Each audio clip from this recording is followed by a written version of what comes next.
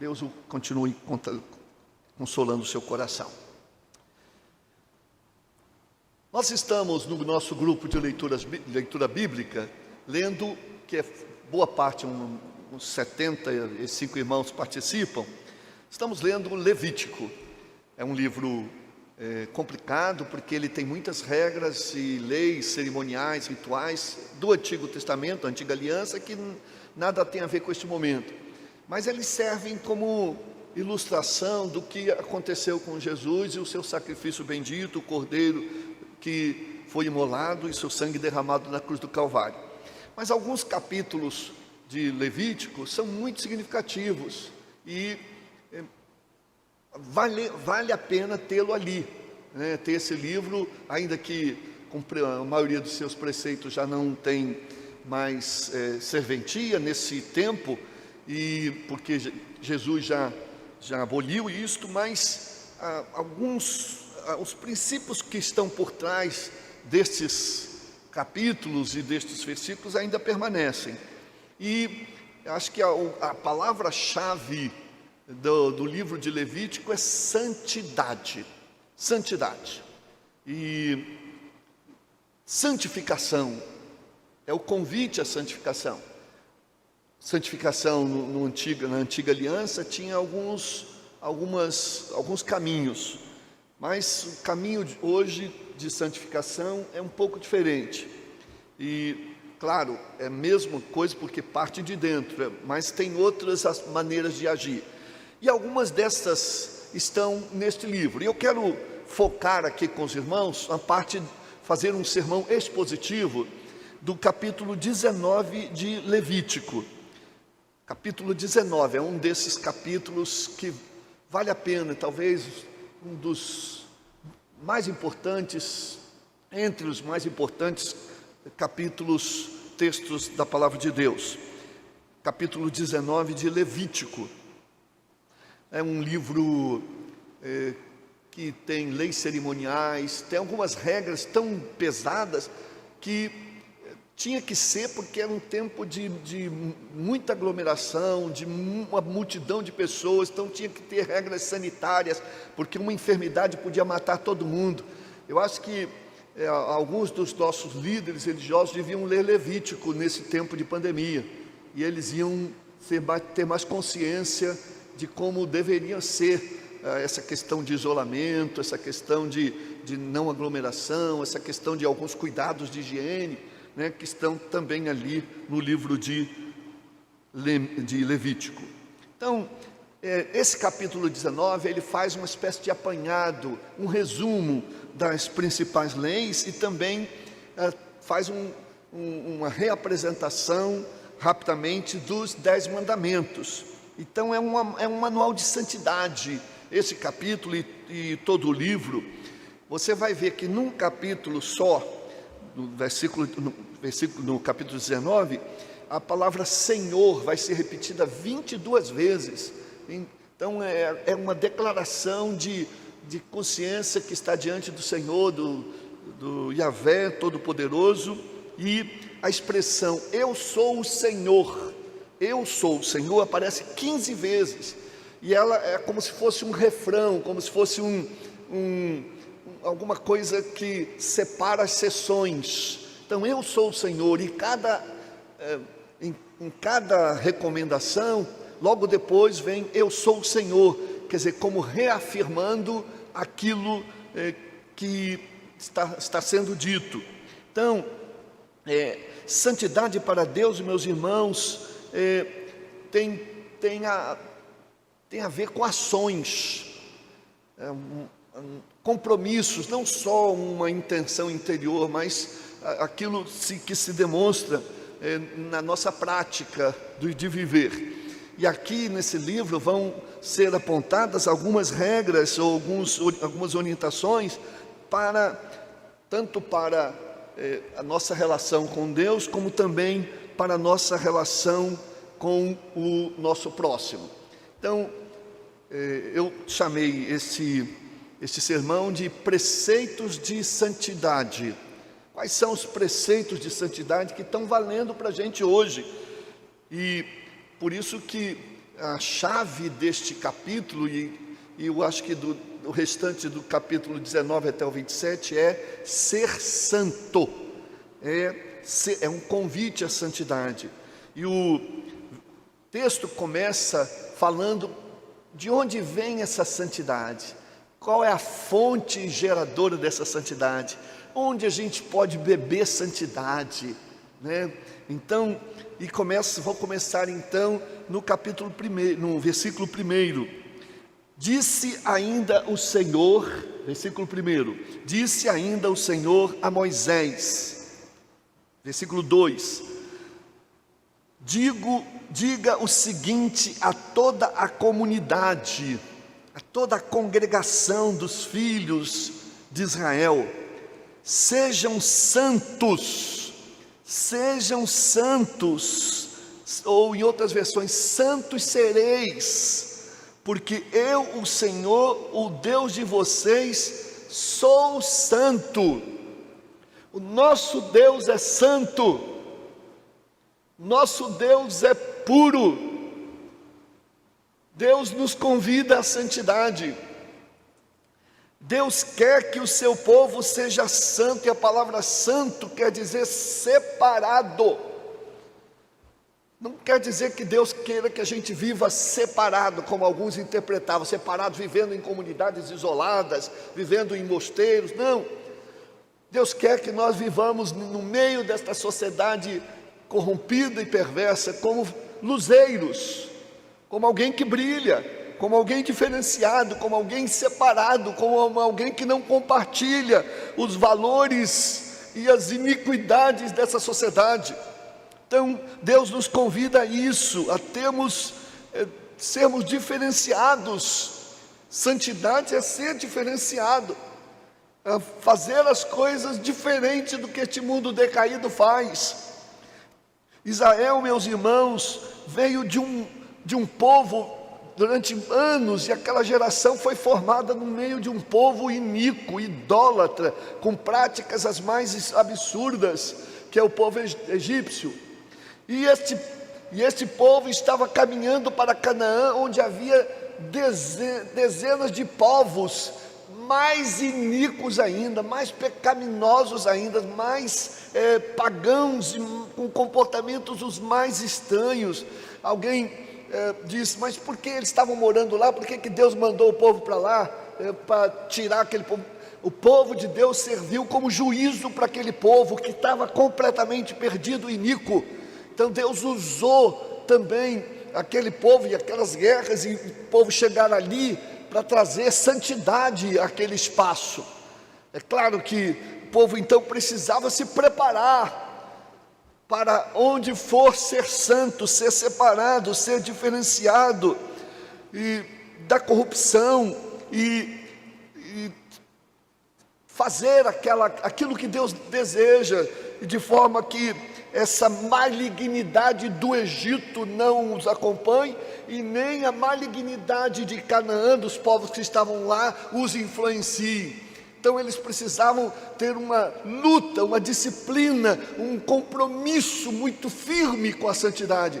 Por isso algumas regras de Levítico são muito exigentes, envolviam mortes de cordeiros, de animais em sacrifícios, e envolvia uma série de rituais, porque era importante aquela fixação na mente de que estão lidando com um Deus que é santo e que exige separação. E se eles não tiverem esta consciência, eles vão ser submergidos pela iniquidade, pelo pecado deste mundo.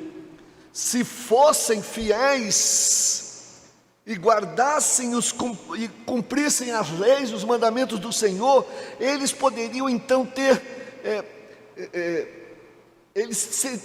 poderiam ser firmes e ter vitórias de não se contaminarem com a convivência com os outros povos. Então, portanto, o objetivo do capítulo 19, que começamos a estudar e continuarei na quarta-feira, é que o povo de Deus seja santo em todos os aspectos da sua vida.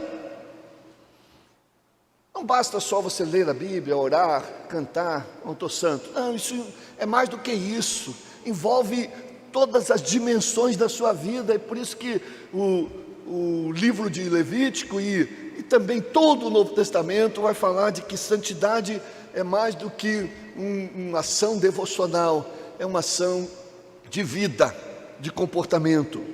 Então, aqui, esse texto então vai envolver as áreas de santificação. Quais as áreas de santificação? Então vamos começar a partir do verso 3. Primeiro, a santificação no temer aos pais e a Deus.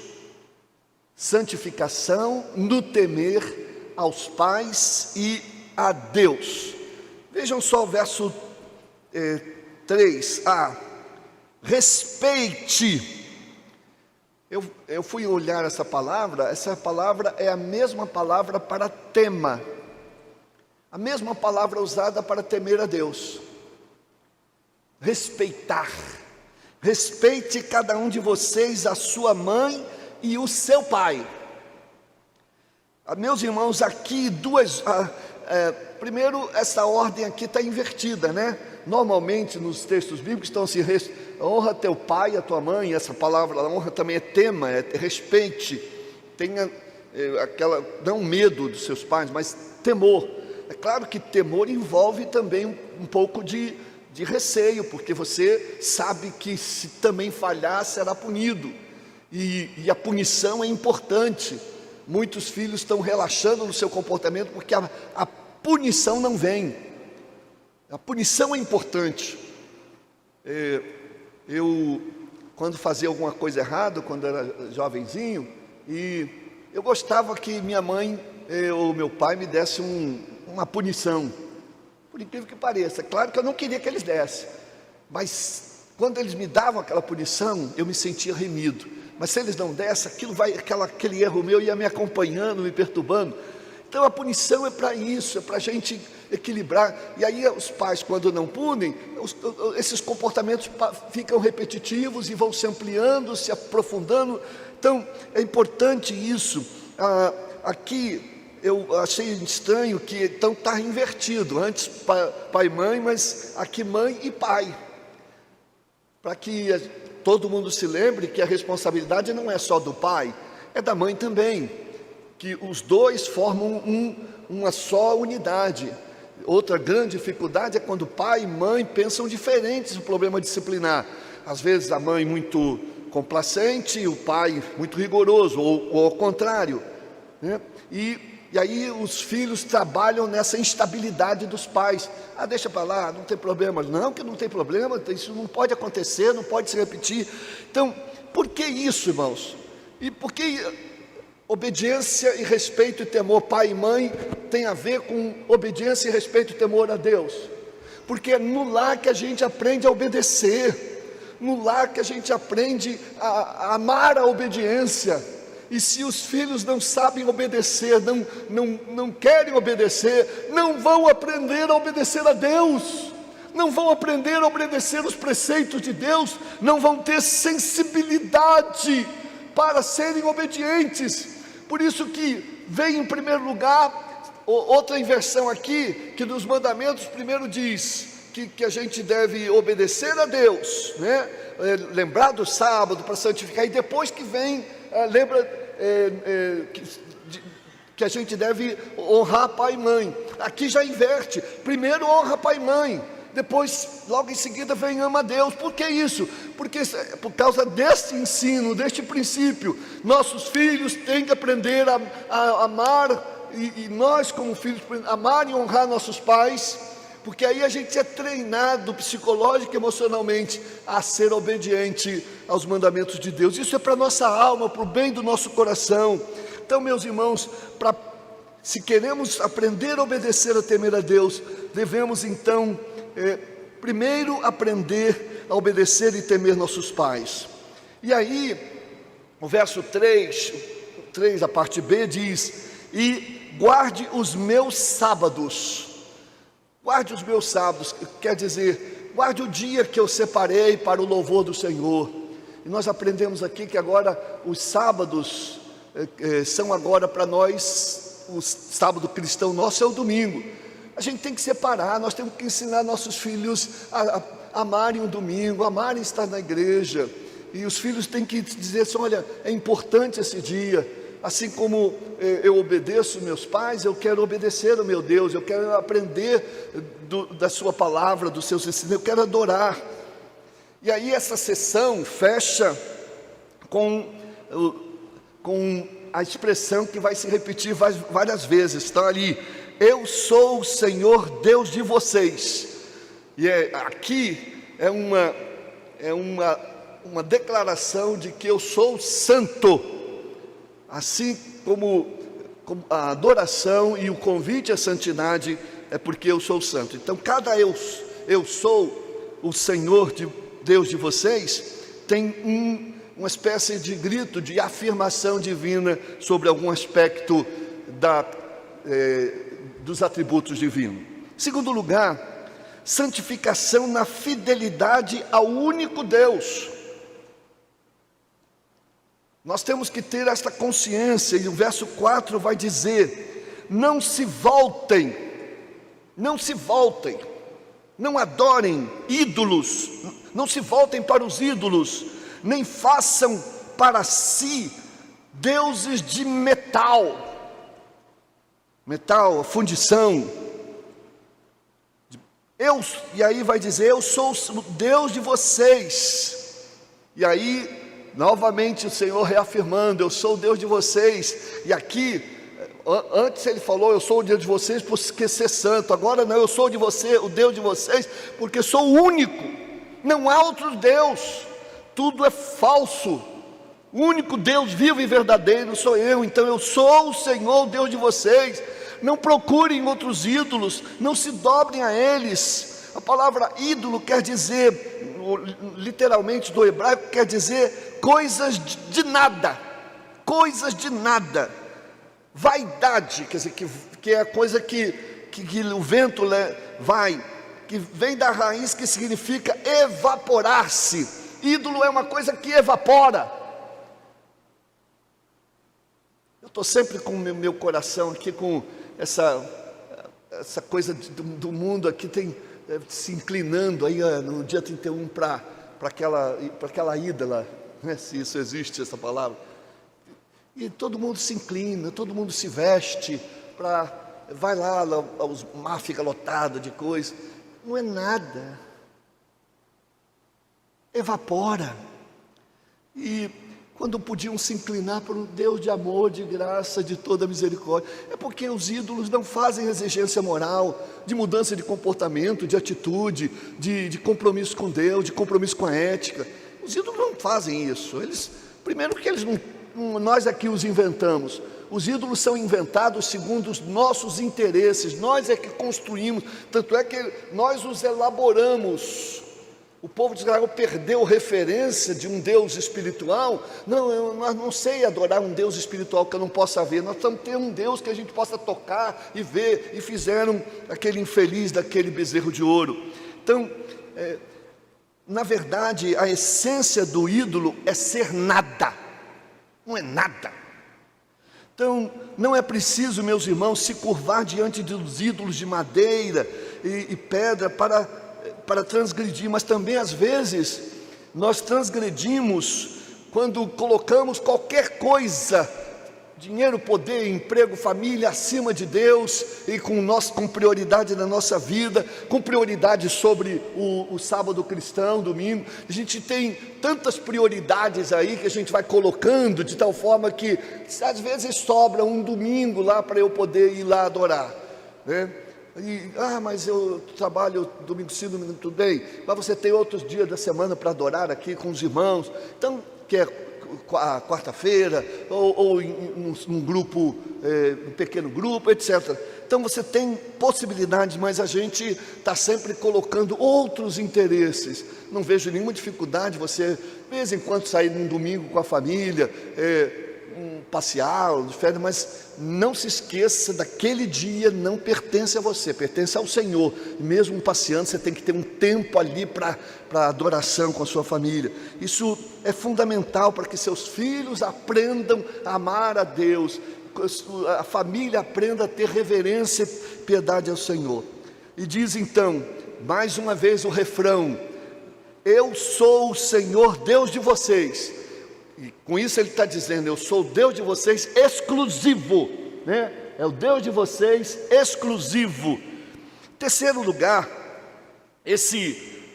na sequência desse texto, ele vai nos ensinar que a santificação na generosidade. Santificação na generosidade. Você tem um coração generoso. Às vezes Deus manda dar a lei para que a gente cumpra, para ser generoso. Então, Abraão deu o seu dízimo antes da lei, Jacó e outros. E tudo bem, se você não quer seguir a lei, então segue pelo menos o seu coração de dedicar as primícias. Mas não é esse o sentido dele. Então, Deus quer que nós sejamos generosos, mas não generosos só com a oferta da igreja, mas generosos com as pessoas. Quando a gente é bom, é bondoso, é misericordioso, isso é um ato de santidade. Ato de santidade. Aí vamos ver agora os textos que falam sobre isso. Em primeiro lugar, distribuindo. Quer dizer, você está sobrando, ou mesmo assim você pode separar alguma coisa sua para abençoar outras pessoas. Meus irmãos, nós estamos vivendo um tempo de fome. A igreja está se mobilizando, cada dia está aumentando o número de pessoas que a gente está ajudando. E meu sonho é poder ajudar pequenas comunidades aqui, pessoas que estão em dificuldade. Felizmente veio agora esse auxílio emergencial, que é muito pouquinho, as necessidades vão permanecer. Nós temos que estar sobrando lá na sua casa alguma coisa. Então, separa isso, dá alguma coisa, não acumula demais, não acumula roupa demais, não seja um acumulador. Tenha uma disposição um dia de tirar alguma coisa que está lá, não uso mais, mas está bom, você vai abençoar outras vidas. Vai, traz. Nós, quando tivermos esse programa aí de moradores de rua, não vão precisar de muita roupa, que eles vão trocar roupa toda semana, e estamos sempre atendendo pessoas assim nessa necessidade. Alimentação, então, a gente queria poder até divulgar mais para algumas pessoas que estão com fome, mas nós temos essa limitação. Vejam só, o verso de número 5: quando vocês oferecerem um sacrifício de comunhão, sacrifício de comunhão é aquele sacrifício não pelos pecados, é sacrifício de gratidão, é sacrifício de adoração pura, é sacrifício assim como para dizer que nós somos do povo, nós estamos comprometidos com os ideais da nossa nação, nossa comunidade de fé. Então, são também chamadas de sacrifícios pacíficos, ou ofertas pacíficas ao Senhor. Ofereçam de modo que seja aceito em favor de vocês. De vossa vontade eu sacrificarei. Então, não há uma obrigação, você vai fazer se o seu coração desejar. Essa é a diferença entre dízimo e oferta. Dízimo é um compromisso, oferta é um presente, é algo a mais que você dá como produto do seu amor e compromisso. Então,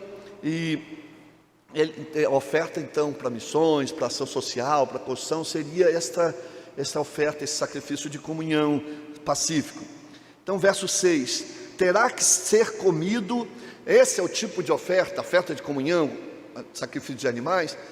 Essa oferta você podia pegar depois de oferecido o sacrifício, a carne podia ser comida pelos sacerdotes e pelas as famílias mais carentes ali.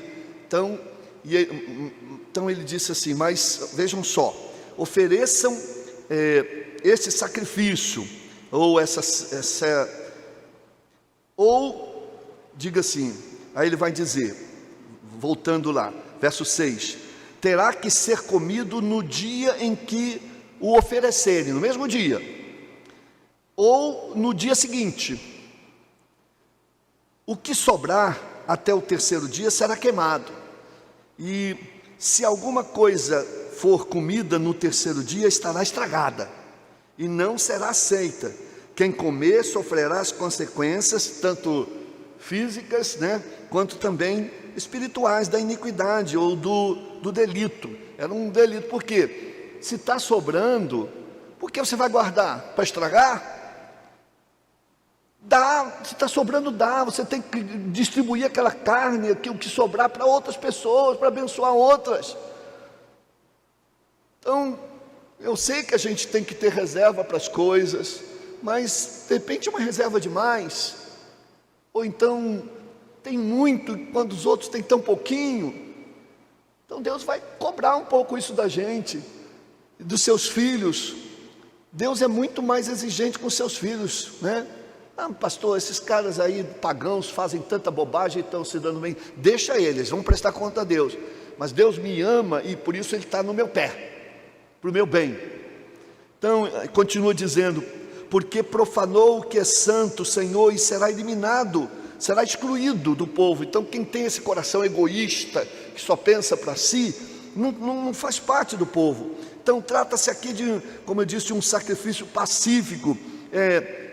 Esse sacrifício, portanto, era para ser oferecido e depois queimado e comido, mas não poderia passar de 2 dias.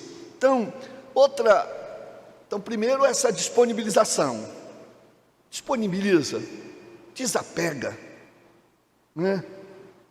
distribui, compartilha.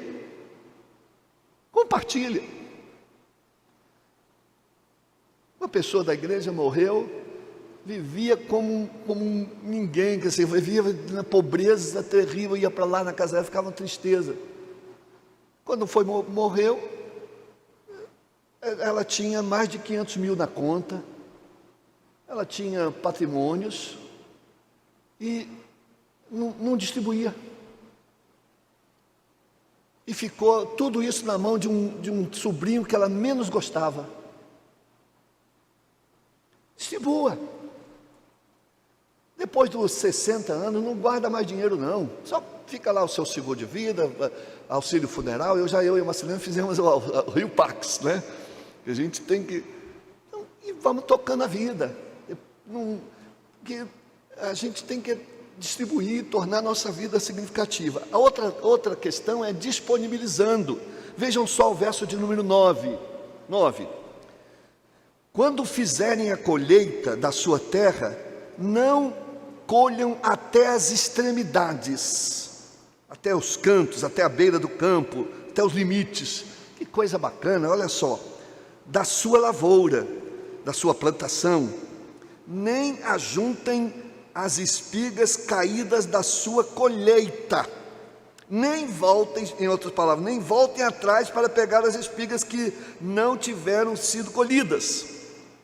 Não, aí agora, isso sobre milho, trigo, etc. Agora sobre uvas, não passem 2 vezes pela sua vinha, isto é, não faça uma segunda colheita para colher os cachos que ficaram no pé, nem apanhem as uvas que tiverem caído, isto é, não voltem para aquelas que caíram, deixa elas caídas lá, caídas no chão, deixem-nas para os necessitados, os pobres, e para o estrangeiro, que chegou ali na terra, ainda começando a sua vida, refugiados. Esta lei meus irmãos, era uma proteção ao pobre e ao estrangeiro, e uma lembrança de que a terra pertencia a Deus. Vocês estão colhendo numa terra que pertence a mim. Vocês estão usando o seu talento, o seu corpo, sua vida para ganhar dinheiro. Tudo isso pertence a mim, foi eu que dei.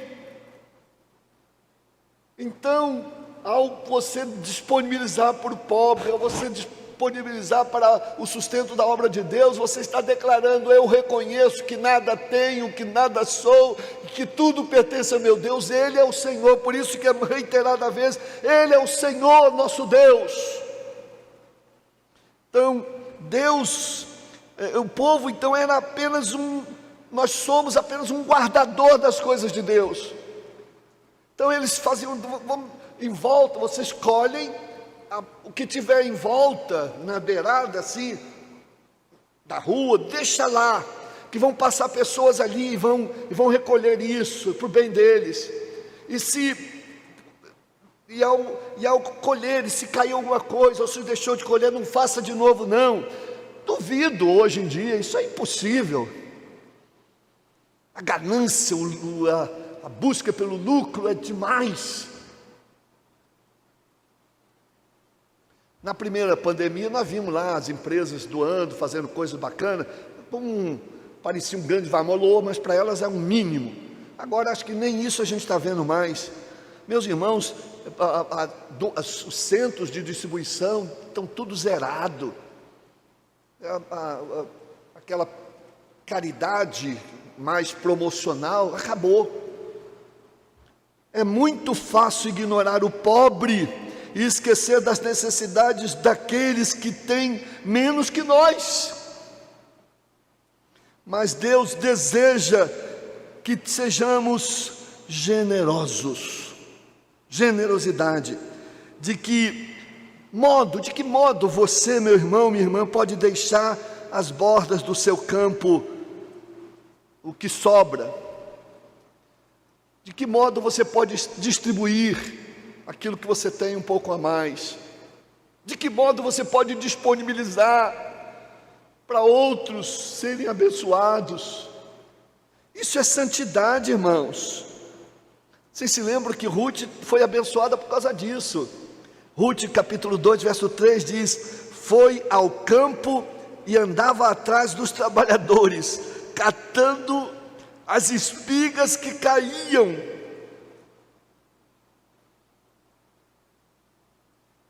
Talvez não só ela, outros trabalhadores levavam cheio e que caía, a lei proibia deles pegarem. Então é o pobre ali, não, desculpa a expressão, vagabundo, mas é a pessoa que não tem. Ruth não tinha nada, perdeu o marido, sogra também falida, toda aquela dificuldade. Até que Boaz disse: olha, sacuda a coisa para que caia mais.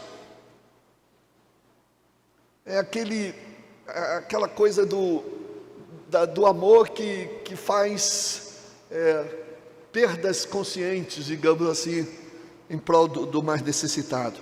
E aí no verso 10 desse capítulo 19, novamente o refrão: eu sou o Senhor, o Deus de vocês. Novamente, e aqui reafirma o seu senhorio: eu sou Senhor, eu sou dono. Então não pensa que esse dinheiro, essa propriedade, essa plantação é sua. Não é.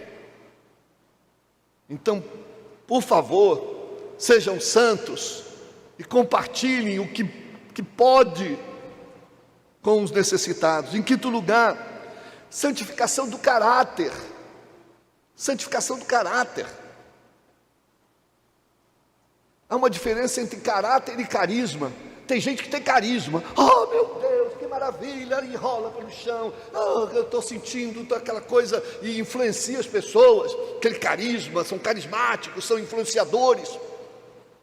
Mas você vai ver, estão cheios de encrencas no caráter deles, de mentira, de dívida, de corrupção, de não sei o quê, babá. Tem muita gente que consegue separar carisma e caráter. E carisma não é santidade, se não ser acompanhada de caráter.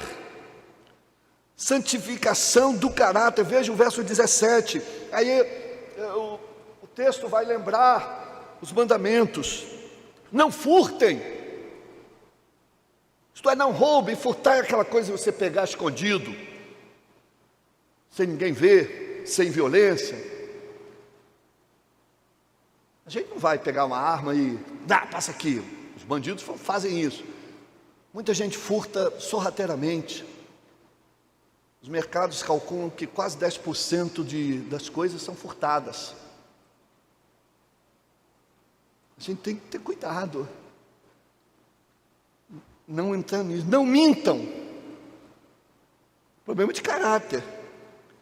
Não enganem uns aos outros. Em outra versão diz, não faça isso ao seu próximo. Verso 12, não jurem falsamente no meu nome, profanando assim o nome do seu Deus.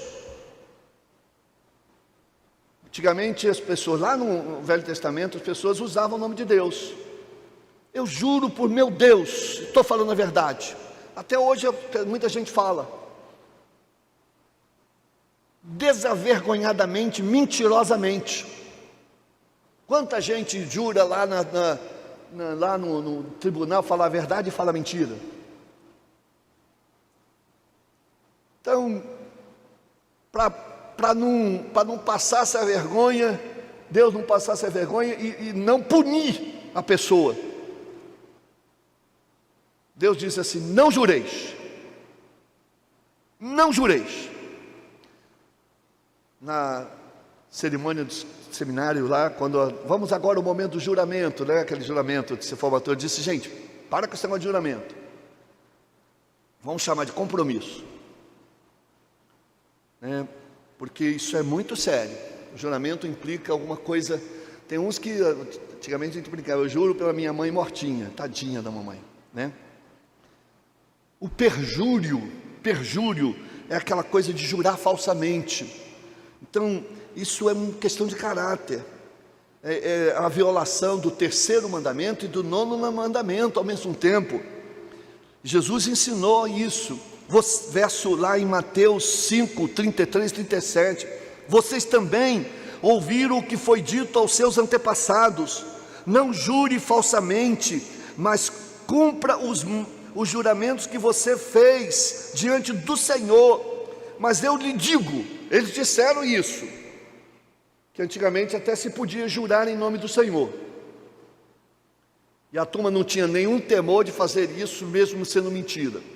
Agora Jesus, eu lhe digo agora, para vocês nunca mais pecarem, não jurem, de alguma maneira, de qualquer maneira, nem pelo céu, nem porque é o trono de Deus, nem pela terra, porque é o estrado dos seus pés, nem por Jerusalém, nem porque é a cidade do grande rei, e não jura pela sua cabeça, pois vocês não podem tornar branco ou preto nenhum fio de cabelo.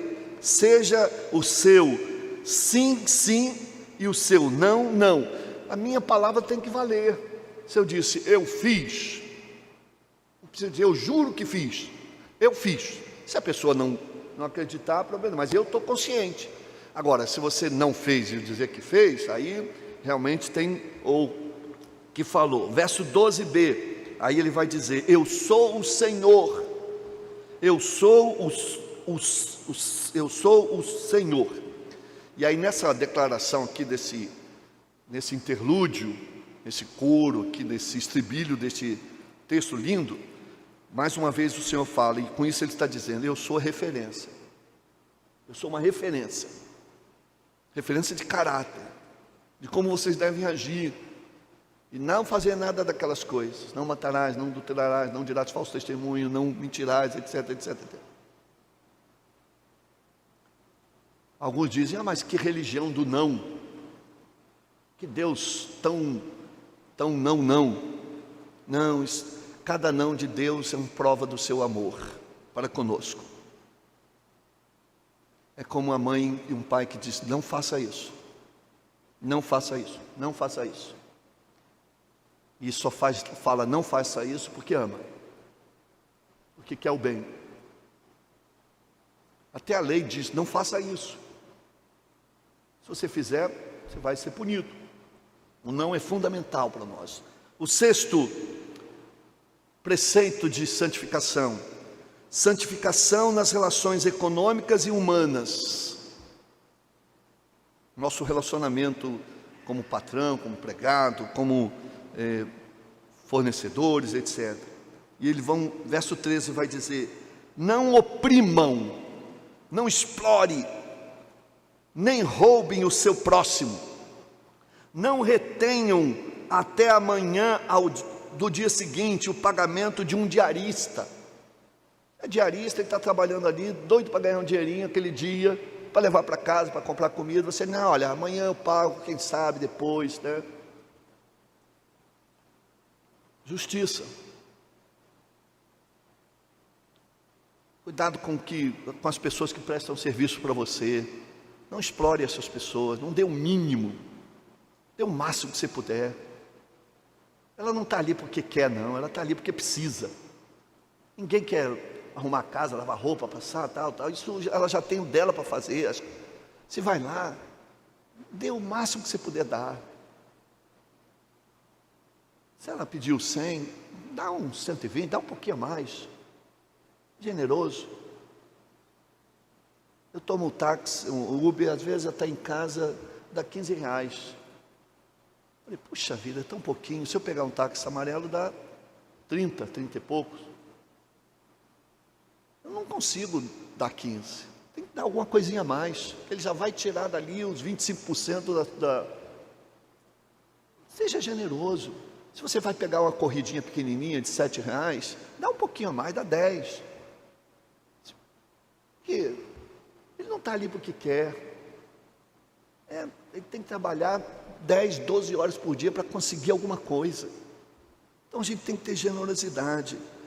Não amaldiçoem, olha que coisa legal, olha, verso 14, não amaldiçoem o surdo, nem ponha pedra de tropeço à frente do cego.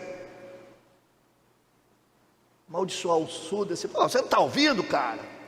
Esses dias eu estava conversando com uma pessoa surda, mas é difícil demais, tem que ter muita paciência.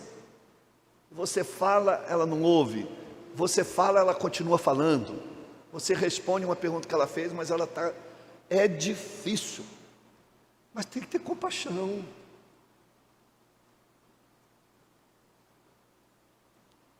Cego, não põe lugar de tropeço. Marcelene está sempre preocupada lá em tirar algumas coisinhas da frente, onde eu possa me machucar. Isso é bacana. Eu brinco sempre com meus filhos assim, olha, às vezes quando eu atravessar a rua, se vocês estiverem comigo, se vocês estão querendo logo a herança, quando vier um carro em alta velocidade, manda eu atravessar. Brincadeira, é claro, eles ficam, que isso, pai, que nada disso. Mas a gente tem que ter compaixão, sabe por quê? Olha o que Deus diz, mas tema a seu Deus. Se você trata mal uma pessoa que é deficiente, física, emocional, psicológica, mental, etc., qualquer tipo de deficiência, a pessoa com deficiência, ela é uma pessoa, é um ser humano, que tem uma deficiência. Alguém aqui não tem nenhuma deficiência? Em alguma coisa? Tema a Deus, trate essas pessoas com mais bondade. Alguns são orgulhosos, alguns são até, sei lá, não tem bom caráter. Não tem problema, você não vai fazer uma parte de maldade, colocar um tropeço lá para o cego cair, e a turma ri. Tenha respeito para quando Deus diz assim, não faça isso com mudo, com surdo, com aleijado, com qualquer coisa, qualquer deficiência. Tenha respeito por mim. Não faça isso com as minhas criaturas. Respeitar é ter compaixão das pessoas com deficiência e temer a Deus. Verso 14b, aí ele vai dizer, outra vez, o coro, o estribilho, eu sou o Senhor,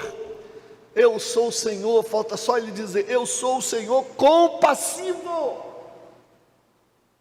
que tenho compaixão. Sétimo princípio, penúltimo, esse texto também nos ensina que a santificação na aplicação da justiça. Santificação na aplicação da justiça. Verso 15. Não cometam injustiça, nem julgamento ou juízo. Não vamos cometer, cuidado com cometer injustiça quando a gente julgar alguma coisa, algum fato, algum evento, tal. Está lá duas pessoas, às vezes porque é negro, diz, lá vem bandidos, os caras são bandidos. Então muita gente está matando, porque a pessoa tem uma cor diferente, que preconceito, cometendo julgamento inadequado. Então tenha cuidado, olha só, não favoreça aqui deslealmente, né, os pobres. Gozado isso, não favoreça os pobres, os humildes. Mas continua lendo, nem procurem agradar os grandes. Quer dizer, tadinha, pobrinho, ele não tem direito não, mas vou dar a ele. Não é assim também não. Se o pobre está errado, você tem que julgá-lo pelo seu erro. Não é porque ele é pobre, porque tem direito a fazer o que ele quiser. Justiça. E não é porque o outro é rico que vai ter mais privilégios. É o que mais acontece aqui no Brasil. O pobre não tem justiça nenhuma. O rico tem toda a justiça. O pobre vai para a cadeia e o rico não parece que não acontece nada com eles. Tem muito dinheiro, tem advogados, tem leis e tem suborno e o pobre não tem isso. Então, quer dizer, a ideia aqui é não fazer diferença, tanto ricos quanto pobres vão pagar igualmente pelos seus erros. Isso é santidade. Não trata bem as pessoas que têm posse e despreza o pobre.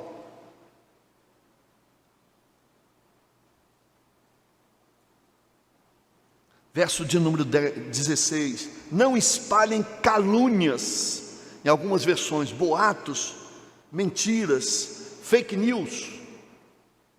Não espalhe isso não, gente. Isso é falta de santidade. Se você não tem certeza se aquilo é verdade, não espalha. Mas parece verdadeiro. Cuidado, não faça isso entre meu povo. Não fique fazendo mexeriqueiros, não sejam mexeriqueiros. Nós aprendemos lá no retiro com o pastor Irlanda, mexeriqueira é a ideia da mexerica, que você come e todo mundo sente o cheiro, né, que você está comendo mexerica, tangerina, né? Então assim, o mexeriqueiro espalha seu cheiro por todo mundo. Não se levantem contra a vida do seu próximo. Em outras palavras, não faça uma acusação falsa que possa causar a morte até de alguém. Já contei isso aí, uma pessoa viu alguém correndo, um rapaz correndo e sem saber nada, ladrão, deve ter ladrão, e todo mundo correu atrás dele, todo mundo pegou o rapaz, bateram nele, sofreu demais, e não era nada daquilo. Tanta gente, por causa, reconhece a pessoa, foi esse que roubou, e quando vai ver, não era aquela pessoa, e ela sofreu. Não andarás como mexeriqueiro, diz até alguma versão sobre isso. Não se levantem contra a vida do seu próximo. Eu, o Senhor, aí novamente, eu, o Senhor, eu sou justo. E aí por último, aí a santificação. Oitavo, a santificação na solidariedade, na humanidade, na bondade. Letra A, aqui o verso 17 vai nos ensinar a esvaziando o nosso coração, esvaziar o nosso coração. Verso 17 diz, eu vou só até o 18. Não guardem ódio contra o seu irmão no coração. Quem guarda ódio não está em santificação. Então, em outra versão diz, não aborrecerás o teu irmão no íntimo. Quer dizer, lá no íntimo você aborrece ele, odeia esse camarada, esse cara é uma praga, esse cara é um infeliz, você vai... E quando você não gosta de alguém, você agiganta, aumenta os seus defeitos e diminui ao mínimo as suas virtudes. E aquilo vai apodrecendo dentro do seu coração, você não aguenta olhar para aquela pessoa. E às vezes ela não é tão ruim quanto a gente pensa, porque a gente vai alimentando amargura no nosso coração. Antes, olha só, antes repreendam com franqueza o seu próximo, para que por causa dele não sofram as consequências de um pecado. Se você acha que aquela pessoa te prejudicou, vai lá e conversa com ele. Você vê que, por que você fez isso?